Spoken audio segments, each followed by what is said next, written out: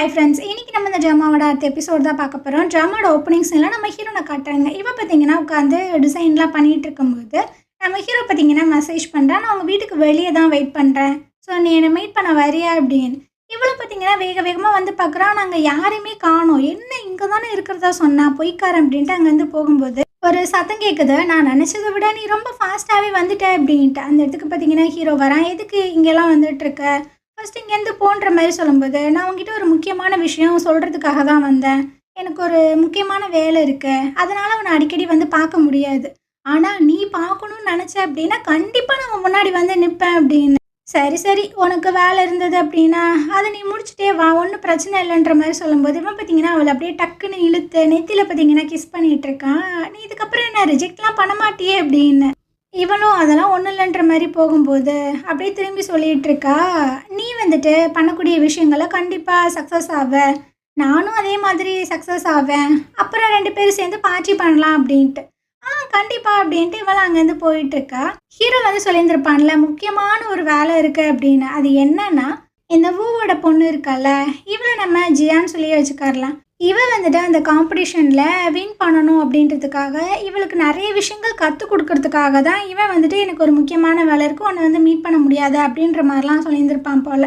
So பயங்கரமாக அவளுக்கு பார்த்தீங்கன்னா ட்ரைனிங்கெல்லாம் கொடுத்துட்ருக்கா. இங்கிட்ட ஹீரோனு பார்த்தீங்கன்னா ட்ரைனிங்லாம் எடுத்துகிட்ருக்கா. அப்படியே அந்த காம்படிஷனும் பார்த்தீங்கன்னா வந்துடுது. அந்த பிளேஸ் எல்லாத்தையுமே ஜோவும் நம்ம ஹீரோன்னு பார்த்துட்டு இருக்கும்போது ஜியா பார்த்தீங்கன்னா வந்துட்டுருக்கா. இந்த பயவலிக்கு ரொம்ப தான் திமிரு, ரொம்ப நக்கலாக நம்ம ஹீரோனை பற்றி பேசிகிட்டு இருக்கு.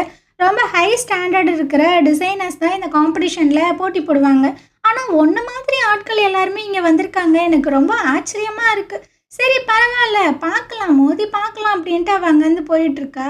ஜோ வந்து சொல்லிகிட்டு இருக்கேன், இந்த லூஸு சொல்கிறதெல்லாம் நீ கேட்காத, நீ காம்படிஷனில் ஒழுங்காக பார்ட்டிசிபேட் பண்ண அப்படின்னு. ஸோ அந்த காம்படிஷன் பார்த்தீங்கன்னா ஸ்டார்ட் ஆகுது. எல்லாத்துக்குமே பார்த்தீங்கன்னா ஒரு சீட் கொடுத்துருக்காங்க. எல்லாருமே உங்களோட சீட்டில் உட்காந்து உங்களோட டிசைனை வந்து ட்ரா பண்ணுங்க அப்படின்ற மாதிரி சொல்கிறாங்க. ஸோ எல்லாருமே உட்காந்து அழகாக ட்ரா பண்ணிகிட்டு இருக்கும்போது இந்த ஜியாவோட அம்மா பார்த்தீங்கன்னா மாசாக உள்ளே வந்துட்டுருக்காங்க. அவங்கள பார்த்தோன்னே இந்த ஜட்ஜஸ் கூட பாரு அவங்க வராங்கன்ற மாதிரிலாம் சொல்லிகிட்டு இருக்காங்க. இந்த விஷயங்கள் எல்லாத்தையுமே அந்த டைரக்டரும் அப்புறம் அந்த அல்லக்கு இருக்குல்ல அதுவும் பார்த்தீங்கன்னா பேசிகிட்டு இருக்காங்க. ஜியாவோட அம்மா உள்ளே வந்தோடனே எல்லாரோட ஆட்டிடியூடுமே பார்த்தியா, ஏன் அந்த ஜட்ஜஸோட ஆட்டிடியூடே பார்த்தியா, கண்டிப்பாக அந்த புள்ள தான் ஜெயிக்கும், ஹீரோயின்லாம் கிட்ட போகவே மாட்டேன், அவன் வந்து அவமானப்பட போகிறா அப்படின்ற மாதிரி 2 பேர் பேசிகிட்டு இருக்காங்க. இதெல்லாம் கேட்கும்போது ஜோக்கு தான் ஒரு மாதிரி கடுப்பாக இருக்குது, நம்ம கம்பெனிக்கு சப்போர்ட் பண்ணாமல் நான் இங்கே வேறு கம்பெனிக்கெலாம் சப்போர்ட் பண்ணுதுங்களே அப்படின்னு. இதுக்கப்புறம் அந்த ஜட்ஜஸ் வந்து சொல்கிறாங்க, டைம் வந்து முடிஞ்சிருச்சு, நீங்கள் எல்லாருமே வெயிட் பண்ணுங்கள், ஒரு ஆளையுமே நாங்கள் கூப்பிடுவோம், நீங்கள் வந்துட்டு ப்ராப்பராக எக்ஸ்பிளைன் பண்ணணும் உங்களோட டிசைனை அப்படின்ட்டு. ஸோ இவங்க எல்லாருமே ஒரு இடத்துல வந்து வெயிட் பண்ணிகிட்டு இருக்கும்போது அந்த இடத்துக்கு அந்த ஊ பார்த்தீங்கன்னா வந்துட்டுருக்காங்க. அந்த பிள்ளை பார்த்தீங்கன்னா, அம்மா நீங்களா இங்கே வந்திருக்கீங்களா அப்படின்னு. ஆமாம்மா, உன்னை பார்க்காம நான் எப்படி இருப்பேன் அப்படின்ற மாதிரிலாம் சொல்லிகிட்டு இருக்காங்க.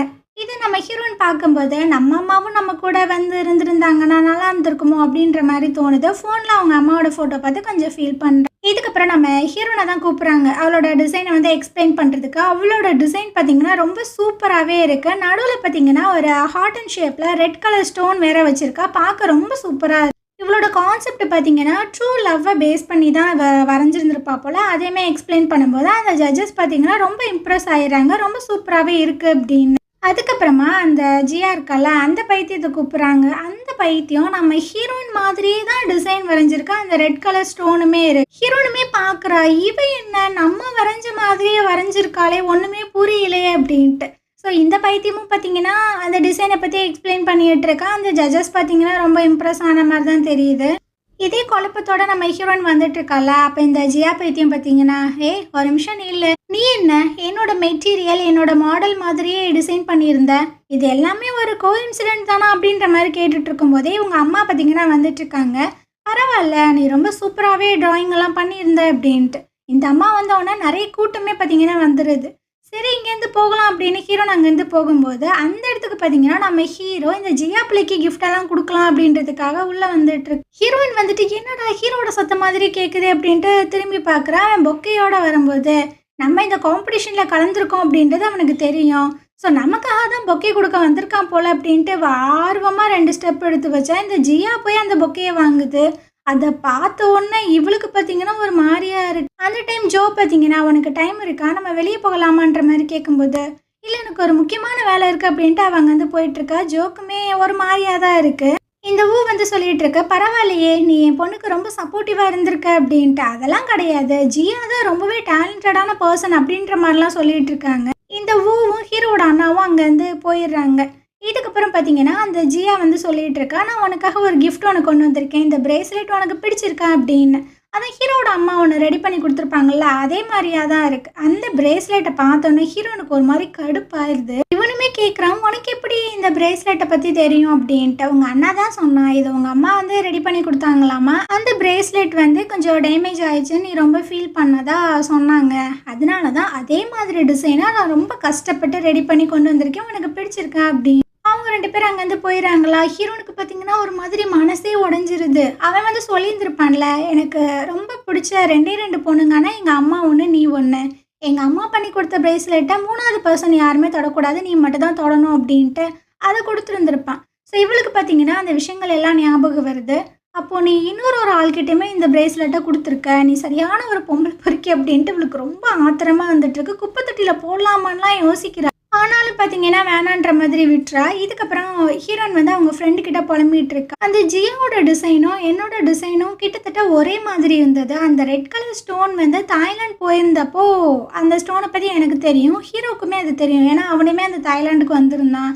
இப்போ அதே ஸ்டோனை வந்துட்டு அவள் யூஸ் பண்ணியிருக்கா அப்படின்னா எனக்கு ஏதோ எங்கேயோ டவுட்டாக இருக்குது. ஹீரோ மேலே எனக்கு ரொம்ப சந்தேகமாக இருக்குது. அவன் என்கிட்ட பேசும்போதெல்லாம் ரொம்ப கேஷுவலாக, அவனோட ட்ரெஸ்ஸிங் சென்ஸ் எல்லாம் கொஞ்சம் டிஃப்ரெண்ட்டாக இருக்கும். ஆனால் நேற்று அவளை மீட் பண்ண வரும்போது அவன் ரொம்பவே வந்து வித்தியாசமாக இருந்தான், ரொம்ப கைண்டாக இருந்தான், எனக்கு ஒன்றுமே புரியல அப்படின்னு. அப்போ அவன் சரியான பொம்பளை பொறுக்கியா, நான் வேற அவங்க 2 பேர்த்தையும் சேர்த்து வைக்கணும்னு என்னென்னமோ பண்ணிட்டு இருந்தேன். சரி விடு, அவனை நம்ம பார்த்துக்கலாம் அப்படின்ட்டு அவள் வெறுப்பாயிட்டு இருக்கா. இதுக்கப்புறம் ரிட்டன் பார்த்தீங்கன்னா அவள் வீட்டுக்கு வரும்போது ஹீரோ பார்த்தீங்கன்னா வாசலே நின்றுட்டு இருக்கானா, உருவருன்னு போகிறா. என்ன ஆச்சு, நான் நிற்கிறது உனக்கு தெரிலையா அப்படின்ட்டு. எங்கே போயிருந்தேன், நான் என் கிளைண்ட்டை மீட் பண்ண போயிருந்தேன் அப்படின்ற மாதிரி சொல்லும்போது, கிளைண்டா அவங்க ஆனா பெண்ணான்னு கேட்கும்போது 2 பேருமே தான் அப்படின்னு. பத்தியா பொய் சொல்கிறான், கண்டிப்பாக அந்த ஜியா கூட தான் போயிருந்துருப்பான், ஆனால் எப்படி அள்ளி விடுறான் பாரு அப்படின்னு. நான் ரொம்ப பிஸியாக இருந்தேன், ஸோ எனக்கு டைமே கிடைக்கல தெரியுமான்ற மாதிரி சொல்லும்போது, இப்போ நீ ஃப்ரீயாக தானே இருக்க, போய் உன் டைமை என்ஜாய் பண்ணு, நான் ரொம்ப பிஸியாக இருக்கேன், நான் போகிறேன் அப்படின்ட்டு. நீயே இப்போ என் மேலே கோவப்படுற, நான் உன் மேலே எதுக்குப்பா கோவப்படணும் அப்படின்ட்டு அவள் வாட்டில் போய்கிட்டே இருக்கா. அவனுக்கு ஒன்றுமே புரியல, அவளுக்கு என்னாச்சு, ஏன் திடீர்னு இந்த மாதிரி நடந்துக்கிறா அப்படின்னு. இதுக்கப்புறம் ஹீரோவோட அண்ணா அவங்க பாட்டி மாட்ட பேசிகிட்டு இருக்காங்க. அவங்க கேட்குறாங்க, ஆமாம் நீ ஏன் அந்த ஜியா பிள்ளை பின்னாடியே சுற்றிட்டு இருக்கேன், என்ன விஷயம் அப்படின்னு. இல்லை அவங்கள எப்படியாவது நம்ம கம்பெனியோட கொலாபரேட் பண்ண வச்சிட்டோம் அப்படின்னா ஒரு பிரச்சனையும் இருக்காதுல்ல, ஸோ நான் வந்துட்டு நல்ல வேலை தானே பார்த்துருக்கேன் அப்படின்னு. நீ நல்ல வேலை தான் பார்த்துருக்க, ஆனால் போகிற வழி தான் சரியில்லை பாட்டி, நான் இது எல்லாமே நம்ம கம்பெனிக்காக தானே பண்ணுறேன் அப்படின்னு. புரியுதுடா, ஆனால் உன்னோட டேலண்டடாக இருக்கணும், இந்த வழியாக போகிறது நல்லா இல்லை அப்படின்ற மாதிரி அந்த அம்மா சொல்லுது. இங்கிட்டு நம்ம ஹீரோவை தான் காட்டுறாங்க. இவன் பார்த்தீங்கன்னா ரொம்ப சோகமாக ஒரு பாரில் உட்காந்து குடிச்சிட்ருக்கானா. அவங்க அண்ணா வந்துட்டுருக்காங்க, என்னடா இங்கே உட்காந்து குடிச்சிட்ருக்க, இங்கே பாரு டாப் 5ல் அந்த ஜியா வந்துட்டா அப்படின்னு. ஸோ அதை ஒரு மாதிரி வாங்கி பார்க்குறானா. அப்போ தான் நோட் பண்ணுறான், அதில் ஹீரோனோட பேருமே இருக்குது. ஓ இவனும் வந்துட்டாளா அப்படின்ட்டு. என்னடா நீ நினச்சி ஒரு பொண்ணை சுற்றிட்டு இருக்கியே, அந்த பொண்ணா அப்படின்னு. இவனும் ஆமன்ற மாதிரி சொல்லும்போது, நான் அந்த பொண்ணை கண்டிப்பாக பார்த்தே ஆகணும், ஒன்று இந்த அளவுக்கு புலம்பு விட்டுருக்கா, ஒன்று வந்துட்டு அவள் பின்னாடி சுற்ற வச்சுருக்காள் அப்படின்ட்டு. ஆமாம் அவள் ரொம்ப டேலண்டடான ஒரு ஆள் தான், ஆனால் நீ வந்துட்டு இவள் பின்னாடி போகிறத ஜியா மட்டும் பார்த்தோன்னு வச்சுக்கோவேன், எல்லாமே ஃப்ளாப் ஆயிரும் தம்பி, அதை மட்டும் பார்த்துக்க அப்படின்னு. அதுக்கு நான் என்ன பண்ணுறது, என் கேர்ள் ஃப்ரெண்ட் ரொம்ப டேலண்டடான ரொம்ப அழகான ஒரு பொண்ணு அப்படின்ற மாதிரிலாம் சொல்லிகிட்டு இருக்கான். இதுக்கப்புறமா அந்த ஊக்கிட்ட அந்த டேரக்டர் பார்த்தீங்கன்னா ஒரு டாக்குமெண்ட்டை கொண்டு வந்து கொடுக்குறான். இதில் வந்துட்டு ஹீரோயின் யூஸ் பண்ணுற அந்த மெட்டீரியல்ஸ் எல்லாமே இருக்குது அப்படின்னு. ஸோ இந்த நாய் தான் நம்ம ஹீரோயினோட ஒர்க்கை வந்துட்டு திருடி கொண்டு வந்து கொடுக்குறான் போல், அதை பேஸ் பண்ணி தான் இவங்க வந்து டிசைன் பண்ணுறாங்க போல், ஆனால் கரெக்டாக தெரில. இந்த மாவு பார்த்தீங்கன்னா நீங்கள் இந்த விஷயங்கள் எல்லாம் பண்ணுறதுக்கான காரணம் நாங்கள் வந்து உங்கள் கூட கொலாபரேட் பண்ணி ஒர்க் பண்ணணும், அதானே, கண்டிப்பாக நான் அதை பற்றி யோசிக்கிறேன்ற மாதிரி சொல்லுது. இவங்க வந்து போனதுக்கு அப்புறமா அந்த அம்மா பார்த்தீங்கன்னா அந்த டாக்குமெண்ட்டை ஓப்பன் பண்ணி பார்க்குது. ஒரு பிளேஸை பார்த்தோன்னா ரொம்ப கடுப்பாயிட்டுருக்கு, ஏன்னா அவங்க புருஷனுமே அடிக்கடி அந்த பிளேஸ்க்கு தான் போகிறதா சொல்லிட்டு வந்திருப்பாங்க போல். அதனால் இந்த அம்மா பார்த்தீங்கன்னா அந்த பிளேஸ்க்கு தான் வருது. கரெக்டாக அந்த பார்த்தீங்கன்னா ஹீரோனோட வீட்டை தட்டிகிட்டு இருக்காப்புல. அவங்க தாத்தா தான் வெளியே வராங்க. ஐயோ உங்ககிட்ட நான் எத்தனை தடவை சொல்கிறேன், இந்த சைடெலாம் வராதன்னு சொல்லிட்டு இருக்கேன்ல அப்படின்னு. அது இல்லைங்க, அது வந்து என்ன வந்து போய் ஒன்னால தான் எங்கள் குடும்பமே இப்படி இருக்கு, மரியாதையை இங்கேருந்து போன்ற மாதிரி சொல்லும்போது ஹீரோனோட அம்மா பார்த்தீங்கன்னா ஓடி வந்துட்டு இருக்காங்க. அப்பா அவரை திட்டாதப்பா, அவர் ரொம்ப நல்ல பர்சன், எனக்கு பட்டர்ஃப்ளைலாம் வாங்கி கொடுத்தாரு தெரியுமா அப்படின்னு. நீ சும்மா இரு, இவன் வந்து ரொம்ப மோசமான ஒரு ஆள், இவங்கிட்டலாம் நீ பேசவும் கூடாது வைக்கவும் கூடாது அப்படி இப்படின்னு. அப்போ இந்த ஆள் பார்த்தீங்கன்னா அப்பான்ற மாதிரி சொல்லும்போது என்னை அந்த மாதிரி கூப்பிடாத, உனக்கு எந்த ஒரு தகுதியுமே இல்லை அப்படின்ட்டு. அப்போ இவர் ஒரு கார்டு எடுத்து கொடுக்குறாரு, தயவு செஞ்சு இதை மட்டும் அக்செப்ட் பண்ணிக்கோங்க, என்னால் வேறு எதுவுமே பண்ண முடியாது அப்படின்னு. இந்த காசை வச்சு என் பொண்ணை சரி பண்ணிடலாமா, அவள் இழந்த அந்த வாழ்க்கையை கொண்டு வந்துடலாமா, இதுக்கப்புறம் எங்கள் மூஞ்சிக்கு முன்னாடி வந்தால் அவ்வளோதான். இவர் கண்ணா பின்னான்னு திட்டுறாரு. இந்த அம்மா பார்த்தீங்கன்னா தைய தக்க குதிக்குது, எதுக்கு நீ அவரை திட்டாத அப்படின்னு. இந்த விஷயங்கள் எல்லாத்தையுமே அந்த பார்த்தீங்கன்னா பார்க்குது, அதுக்கு செம்ம கடுப்பாயிட்டு இருக்கு. ஸோ உடனே யாரோ ஒருத்தவங்களுக்கு ஃபோன் பண்ணி எனக்கு இந்த ப்ராப்பர்ட்டிஸை பற்றிலாம் தெரியணும் அப்படின்ற மாதிரி சொல்லுது. எந்த ப்ராப்பர்ட்டி அப்படின்றது கரெக்டாக தெரில. இதுக்கப்புறம் ஹீரோயினும் அந்த ஜோவும் பார்த்தீங்கன்னா பேசிகிட்டே வந்துட்டுருக்காங்க. ஹீரோயின் வந்து சொல்கிறா, இந்த டேரக்டருக்கு என் மேலே இருக்கிற கோபத்தினால அவன் என்னை பழி வாங்கணும் அப்படின்றதுக்காக இந்த போட்டியில் ஜெயிக்க விடாமல் ஏதாவது பண்ணுவானோ அப்படின்னு. கண்டிப்பாக பண்ணக்கூடிய ஆள் தான், ஆனால் நான் இந்த கம்பெனிக்காக தானே இதை ரெப்ரசன்ட் பண்ணுறேன் அப்படின்ட்டு. இல்லை, அவன் அந்தளவுக்கு போக மாட்டான்னு தோணுது, ஏன்னா அவனுக்குமே காசு தேவை தானே, அவன் அந்தளவுக்கு போக மாட்டான் அப்படின்ற மாதிரி பேசிகிட்டு இருக்கும்போது இவங்களுக்கு பின்னாடி ஹீரோ பார்த்தீங்கன்னா வந்துட்டுருக்கான். அவங்க 2 பேரும் க்ளோஸாக நின்று பேசுகிறத பார்த்துட்ருக்கான். ஸோ உடனே ஹீரோனுக்கு ஃபோன் பண்ணும்போது அவள் பார்த்தீங்கன்னா அந்த ஃபோனை அட்டன் பண்ண மாட்டா. அப்படியே திரும்பி பார்த்தா ஹீரோ அங்கே நின்றுட்டுருக்கு. இவன் அந்த ஃபோனை கட் பண்ணிவிட்டு வாங்க நம்ம உள்ளே போகலாம் அப்படின்ட்டு அவள் வாட்டில் போயிட்டுருக்கா. அவனுக்கு ஒரு மாதிரியாக இருக்குது. அதே சமயம் ஹீரோனோட ஃப்ரெண்ட் இருக்காங்களா, அவங்க பார்த்தீங்கன்னா அந்த ஜிம்முக்கு வந்து என்னோடய மெம்பர்ஷிப் கார்டை நீங்கள் எடுத்துக்கோங்க, அதுக்கு பதிலாக அந்த காசு திருப்பி கொடுங்கன்ற மாதிரி கேட்கும்போது அதெல்லாம் முடியாது அப்படின்ட்டு அந்த ஆள் பிரச்சனை பண்ணிகிட்டு இருக்கான். இதுக்கப்புறம் நம்ம ஹீரோனை காட்டுறாங்க.